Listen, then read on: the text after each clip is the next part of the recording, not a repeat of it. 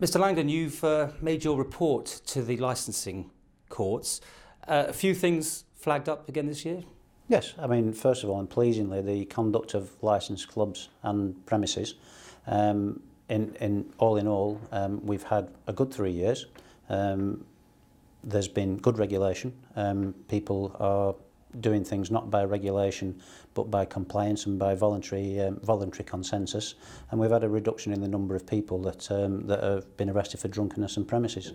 But you're still concerned about the youth of the Isle of Man? Yeah, that's one of the aspects. We obviously, in the regulatory framework, then you're able to sort of keep a very clear remit on the conduct of premises. What concerns me is the unsupervised drinking of younger people. There's clear evidence, obviously, they're not allowed in the pubs, and there's drinking on the streets.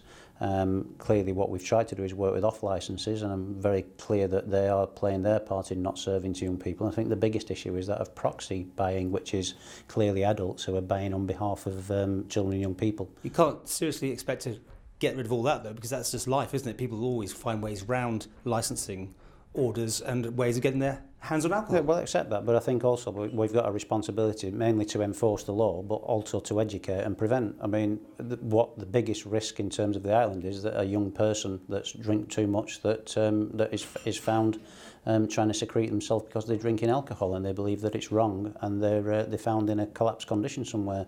We've got to accept that that is a possibility. We've got to do every can to eliminate and mitigate the possible risk to that. Well, the other thing is, it's called pre-fueling, isn't it? But people going out now later, staying at home, getting cheap alcohol, and then going out in the clubs. Are you concerned on that? Yes, I think we've got to analyse the trends, and it's very clear that people are drinking more at home. That's evidenced by the sales in off licences in the early evening, the amount of alcohol that's in off licences, and the time of the evening that people are presenting themselves at licensed premises. It creates a completely different dynamic. One of those dynamics is that obviously people drink in the home, possibly it's cheaper, so they'll drink more and come out. So the first point of contact with the licensing trade is actually on the door. So that's why we want over the next 3 years to make sure that door staff are accredited and they're all registered, and they've got a qualification that recognises the important job that they do, and it recognises the professionalism of their responsibilities. What's your views on the 1 p.m. cut-off? Because that is just voluntary, isn't it? Technically there's 24-hour drinking in the Isle of Man, but all the clubs on the Isle of Man do not admit people normally after 1 o'clock in the morning. Is that working? Well, I think that whichever angle you look at it, it will either work from some people's perspective or it won't work from somebody else's perspective.